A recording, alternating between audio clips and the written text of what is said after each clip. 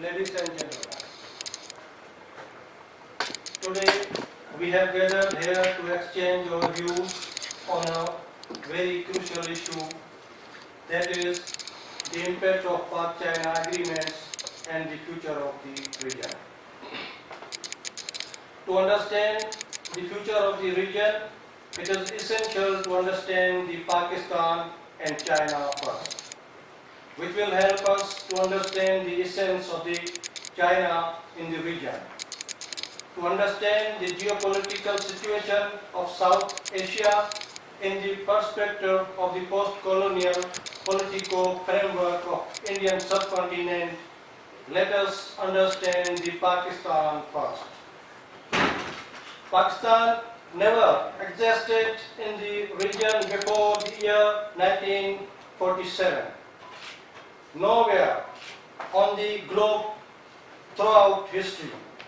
By the Second World War, the world was divided into two blocks. The socialist bloc, dominated by Russia, and the Western capitalist bloc.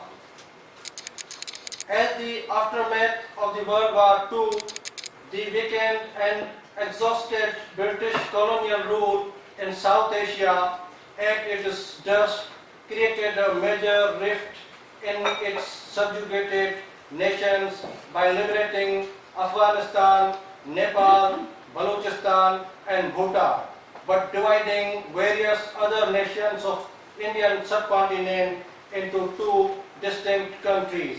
Those are the Indian Union and Pakistani Dominion.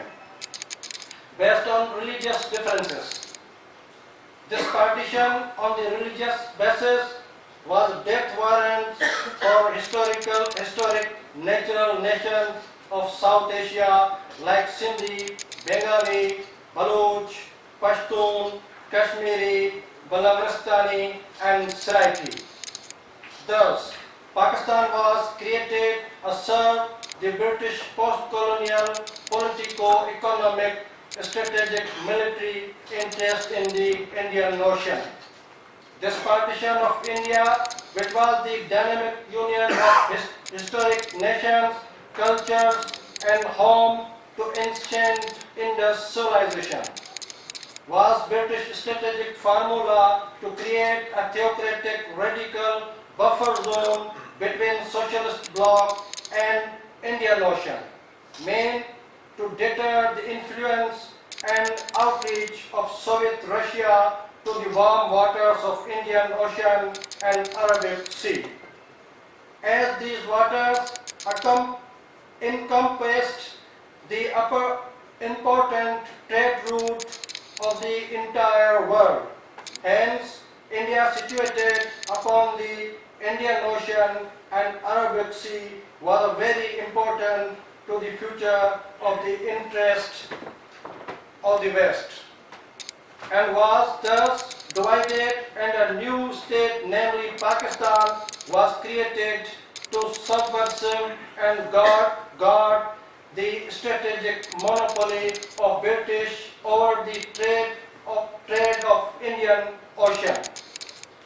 After its creation, the Islamic theocratic state of Pakistan subjugated the independent territories of Balochistan, Kashmir, Northwest Frontier Pashtun province called KPK now, and annexed the historic identical national existence of Bengali and Sindhi nation.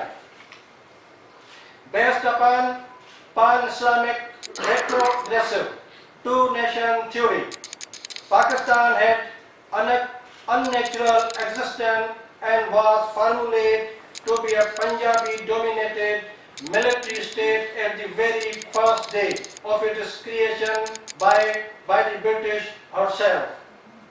And to justify its unnatural existence and the purpose which was it created for, the theocratic state of Pakistan was structured to formulate an Islamic theocratic doctrine based on pan-Islamism and jihadi psyche, and develop an Islamo-fascist military to be used as the mercenaries by the West in future. Thus, it was a state without the nation and a state owned by mercenary army. These military and radical religious doctrines were used to subjugate and exploit the oppressed Bengali, Sindhi, Baloch, Pashtun, Kashmiri and Seraiki nations after her creation. This military state also created a useless, unethical, irrational rivalry with the Democratic Republic of India to justify its jihadist military doctrine and Punjabi hegemony over the affairs of the state. Thus, this state had two prime functions from the very beginning. Number one, to serve as a mercenary, and number two, to protect Punjabi economic political hegemony over oppressed nations chained in Pakistan. This Pakistani Islamo-fascist army massacred of 3 million Bengali people in 1971 over their political resistance against Punjabi hegemony until India intervened in Bengal, called East Pakistan at that time, to stop the human tragedy and bloodshed, and Bengali regained their independence from Pakistan and established Bangladesh. But other ill-fated oppressed nations intending to secede from Pakistan encountered another evil-forced annexation after 1971 and are still under the subjugation of Punjabi-dominated Pakistani military state and are continuously experiencing worst humiliation, occupation, massacre and genocide. Speaking about only Sindh, to which I belong, the Punjabi army has occupied 20 million acres of agriculture and commercial land. They have occupied or ruined an entire Indus Delta, erased millions acres forest, which have caused significant rise in ecological hazards and temperature. Along with the massive exploitation of our mineral and natural resources, the Punjabi military and ISI has tightened its grasp over the politics of Sindh. The puppet local feudal lords are given monopolistic authority over Sindh under the oppressive, illegitimate Constitution of 1973, which legalized the Punjabi hegemony and chains of slavery against the oppressed nations. In Sindh and Balochistan, the real secular, separatist, nationalist political voices and movements are being continuously, brutally silenced through bloody military operations and genocide. The political activists and commons are regularly being abducted, enforcedly disappeared, detained, tortured, extrajudicially killed, and their corpse dumped on daily basis.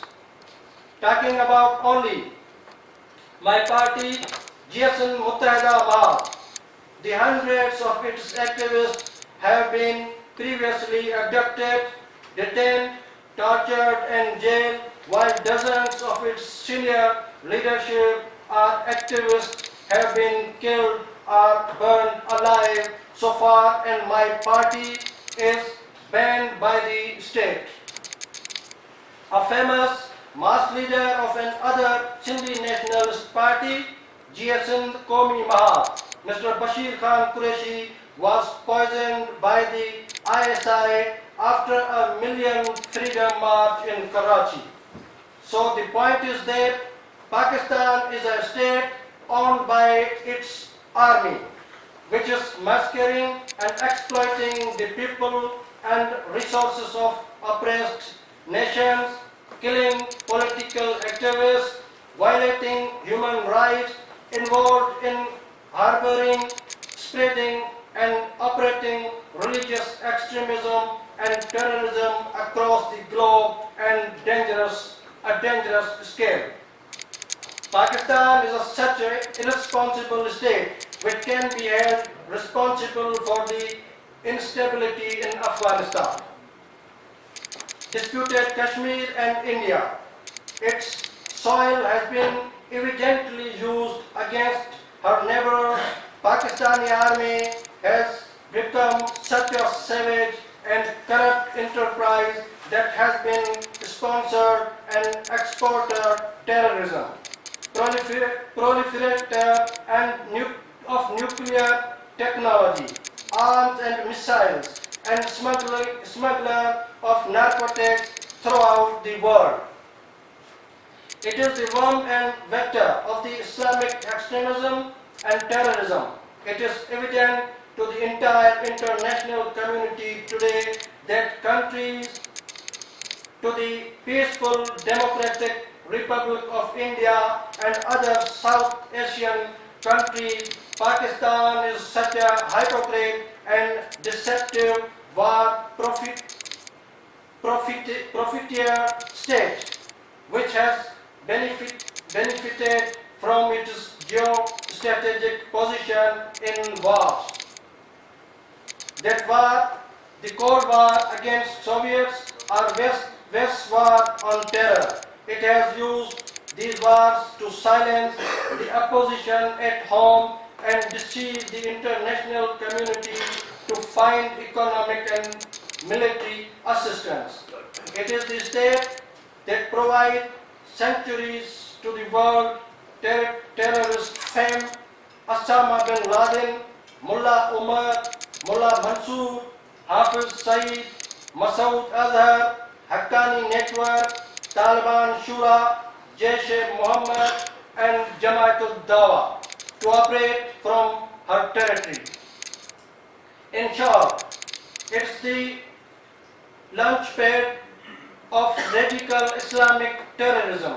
It is often termed an untrustworthy ally, a failed state, and a violator of international regarding nuclear proliferation, human rights, Paris Agreement on climate change.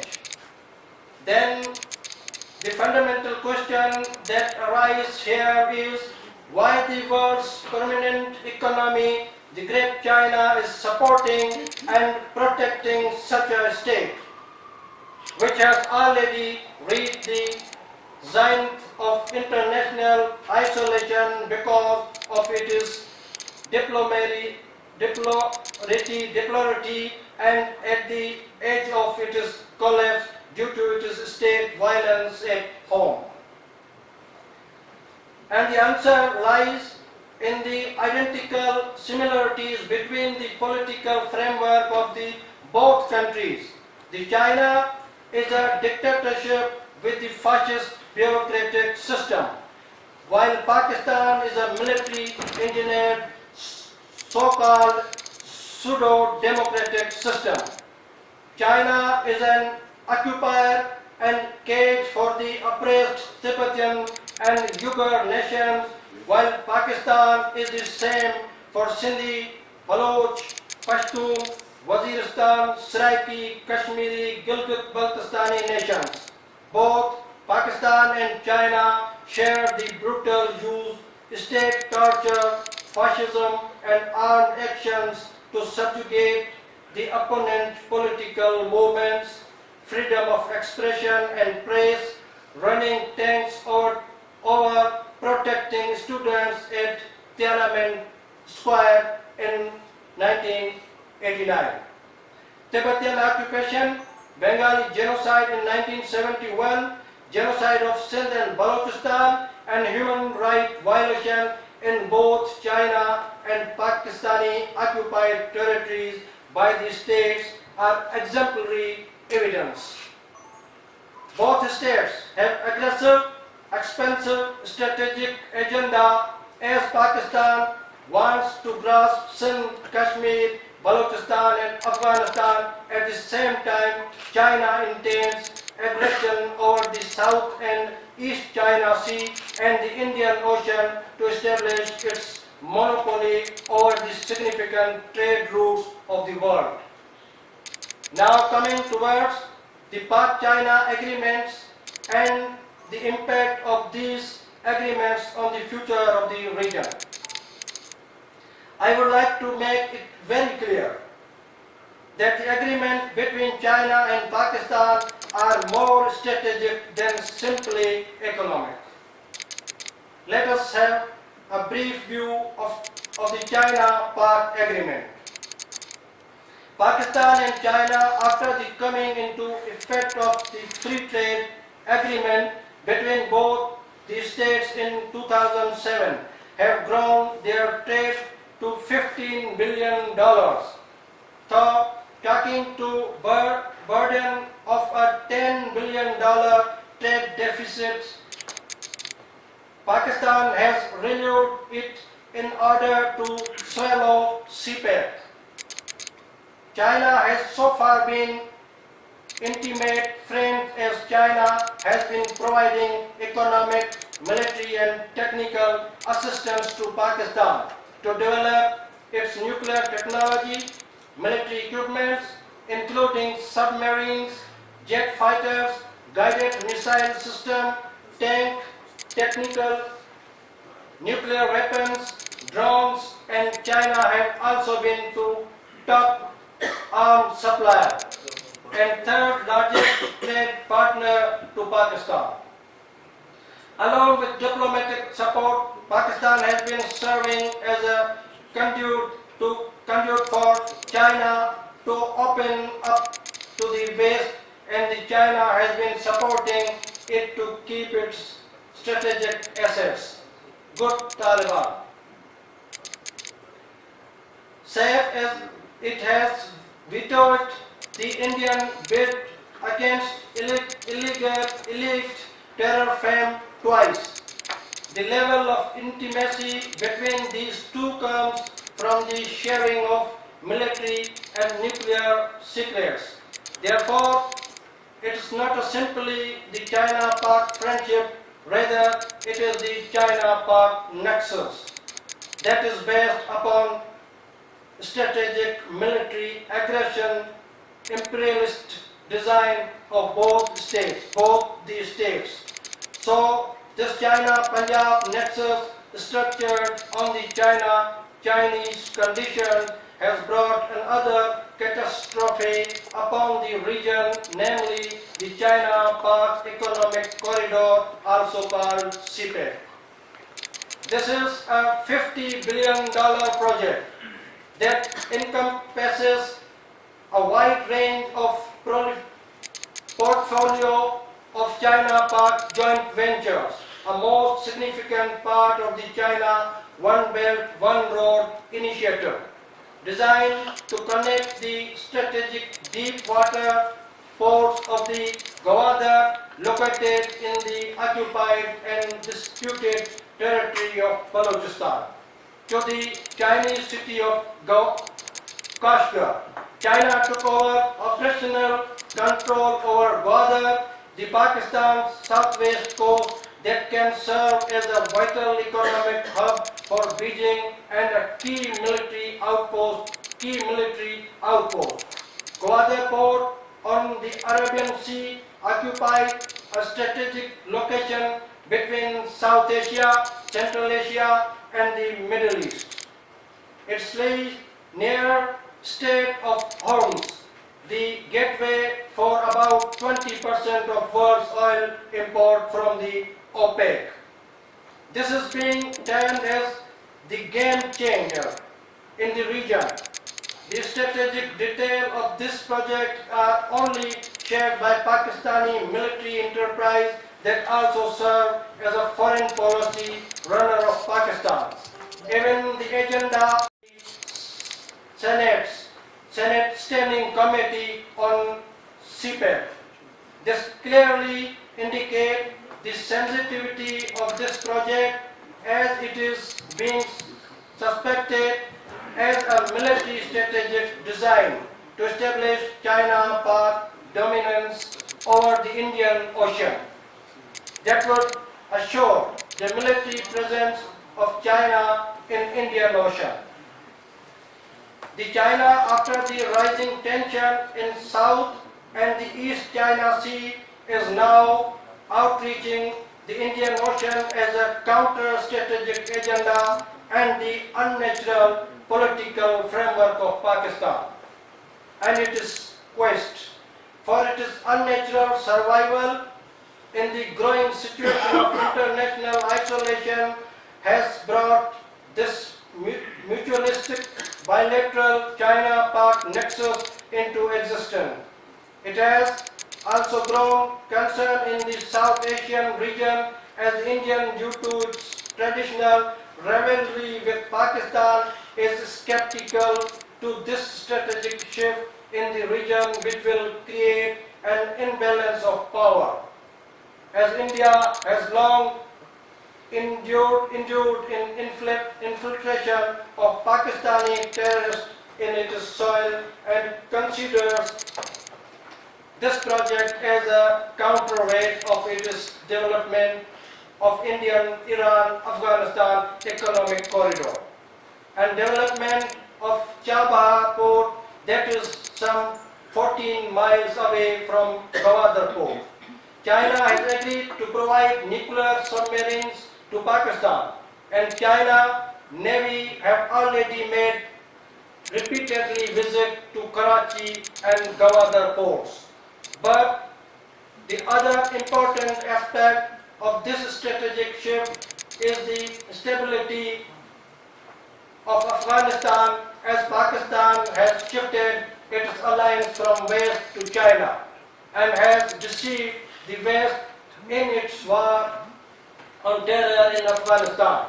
So the geostrategic design of South Asia is going to be entirely changed with the completion of CPEC. China military presence in the Indian Ocean will also threaten the interest and the trade of the West with South, East and Central Asia. In short, West's incapability and delayed attacks to treat Pakistan as it deceives will provide China opportunity to transform it in Asian Sparta of the region, a more vicious, clever and deceptive Western rival.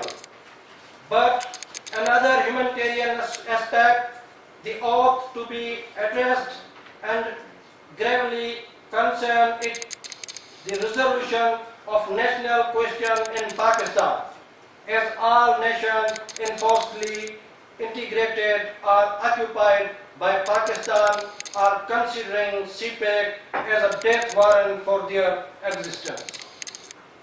As the national independence movement operating inside Sindh, Balochi, Pashtun, Balochistan, Saraiki nations and in territories are strongly opposing the project, and there are growing political opposition movements, insurgencies in the federating units of Pakistan, and in response, a rise in the magnitude of states' ongoing military operations and human rights violation against these historic nations.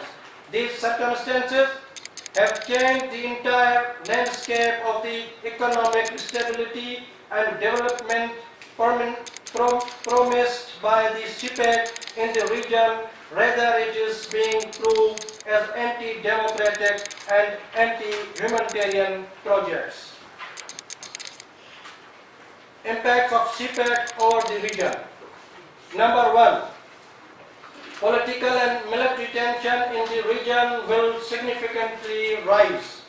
Number two, imbalance of power in the region will significantly rise. Number three, above mentioned circumstances will obviously trigger the arms race among the countries of the region.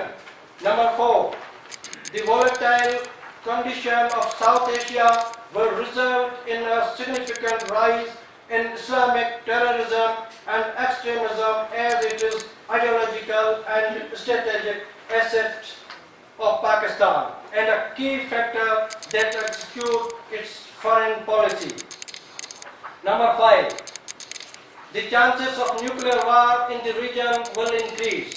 Number 6, it will also endanger the fact that the existence of the oppressed historical natural nations chained in China and Pakistan like Tibetan, Uyghur, Sindhi, Baloch and Pashtun.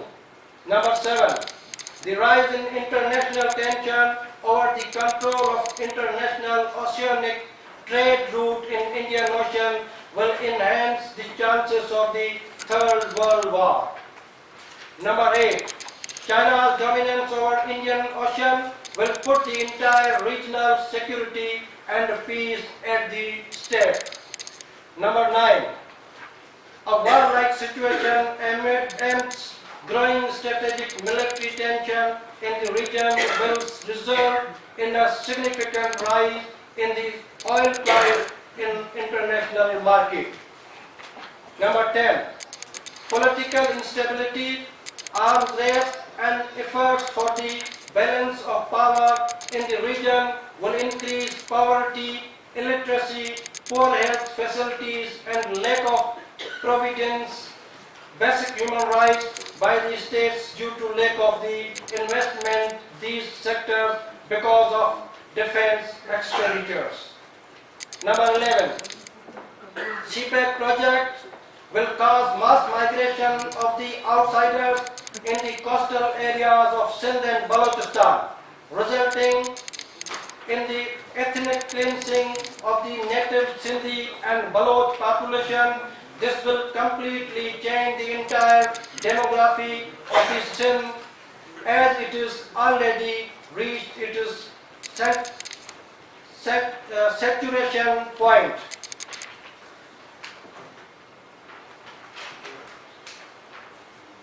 Number 14, empowering Pakistan will result in the significant rise in the interference of ISI and neighboring countries, causing cross-border terrorism against India and Afghanistan.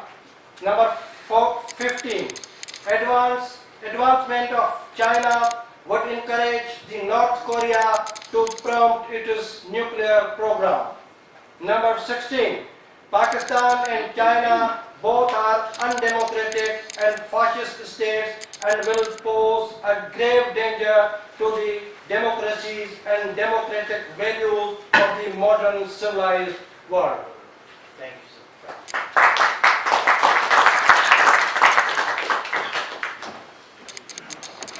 Thank you, sir, particularly elaborating the issues which are highly related to the CPEC and not only to the region, also to the globe, which you have presented, and the way you have concluded that it's really alarming, not only for us, it's also alarming for the region and for the international community as well. I am also sharing at the same time some pictures because I know I will not get some time to